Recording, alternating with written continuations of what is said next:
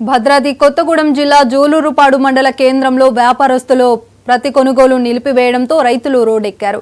ఇక కమిషనర్ పురుగుల మందు తీయవద్దని అధికారులు సూచించడంతో వ్యాపారస్తులు ప్రతి కొనుగోలు ఆపేశారు.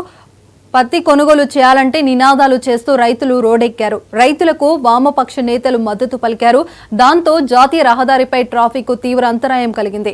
విషయం తెలుసుకున్న Kothagudem DSP Abdul Rehman market yard వద్దకు వచ్చి వ్యాపారస్తులతో మాట్లాడారు. రైతులను ఇబ్బంది పెట్టవద్దని, ఏదైనా ఉంటే రైతులకు ముందుగా సమాచారం ఇవ్వాలని అధికారులను హెచ్చరించారు.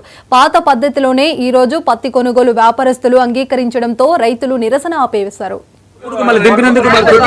ముందు నుంచే ఆటోలు వెహికల్ మాట్లాడుకుంటే తప్ప రైతులకు వెహికల్ వచ్చే పరిస్థితి లేదు. ఇవాళ వందలాది మంది రైతులు వందలాది సంఖ్యలో వెహికల్ తీసుకొని పత్తి వేసుకొని మార్కెట్కి వచ్చిన తర్వాత అర్ధాంతరంగా పత్తి కొనుగోలు నిలిపేయడం అనేటువంటిది చాలా దుర్మార్గం. అదేంటంటే అధికారులు కొత్త నిబంధనలు తీసుకొచ్చారు. ఆ నిబంధనలకు మేము అనుకూలంగా లేవు, మా సమస్య పరిష్కారం అయ్యేదాకా మేము కొనుగోలు చేయమని చెప్పి ట్రేడర్స్ చెప్తా ఉన్నారు. అధికారుల దృష్టికి తీసుకెళ్తేనేమో మాట్లాడుతూ ఉన్నారు తప్ప కాలయాపన చేస్తా ఉన్నారు.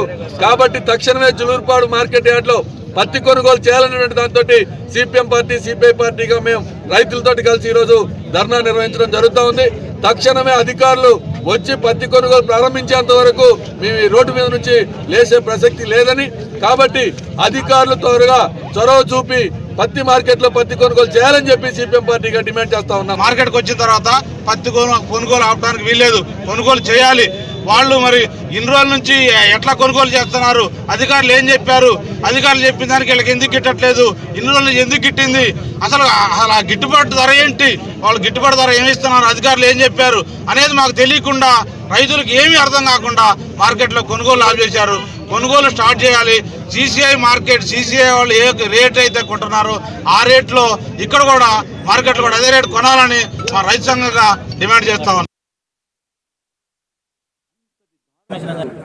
తీరా రైతులు ఇంతమంది రైతులు వచ్చిన తర్వాత కొనుగోలు నిలిపేశారు.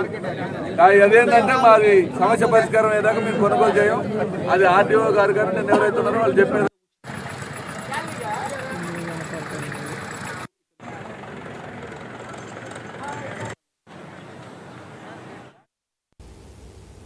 కృష్ణా జిల్లా గుడివాడ ప్రభుత్వ ఏరియా హాస్పిటల్